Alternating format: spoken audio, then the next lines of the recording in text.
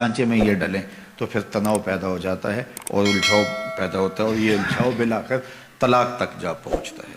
तो इस चीज़ का खातून को बिलखसूस ख्याल रखना चाहिए। खामन को अंधेरे में रखने की वजह से भी बाहम तनाव पैदा होते हैं। बाज़ ख़वातीन बहुत चालाक बनने की कोशिश करती हैं और बहुत सारे छोटे छोटे उमूर में घर के अखराजात और दीगर मामलात से लेकर के जो है वो ख़ानदान के दीगर उमूर तक अपने खामन को अंधेरे में रखने की कोशिश में लगी रहती हैं।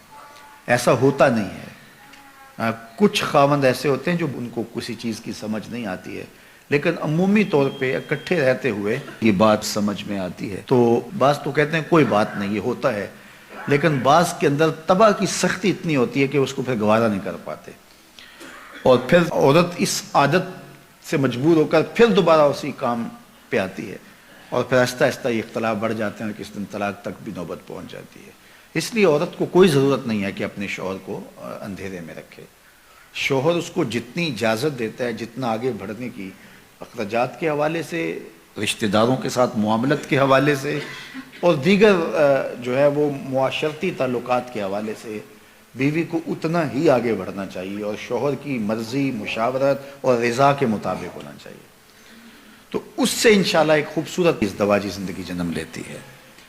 लेकिन अगर ख़ातून कहे कि बस नहीं है, मैं ख़ुद अपनी मर्ज़ी की मालिका हूँ और शौहर को मैं पता भी नहीं चलने दूँगी अंधेरे में, तो एक दिन जब उसकी खबर उसको होती है तो फिर एकदम उसका गुस्सा औद कर आता है, जिसके नतीजे के अंदर तलखी पैदा होती है। तो ख़ातून को ये कभी नहीं करना चाहिए, शौहर को कभी भी अंधेरे में नहीं रखना चाहिए। उसकी ज़िंदगी खुली किताब की तरह उसके शौहर के सामने होनी चाहिए। हत्ता कि उसने अपने माँ बाप को भी मिलने के लिए जाना है तो उसको चोरी नहीं जाना चाहिए, अपने शौहर से पूछ के जाना चाहिए। और अगर वो इजाज़त नहीं देता तो उसके लिए भी शरीयत ने ज़ाब्ता दिया है कि एक मुद्दत उसकी मुकर्रर की है और उसमें भी ससुराल के हालात की मुताबिकत में कहा है कि जो है वो जा सकती है, लेकिन वो शाम तक घर पलट आएगी।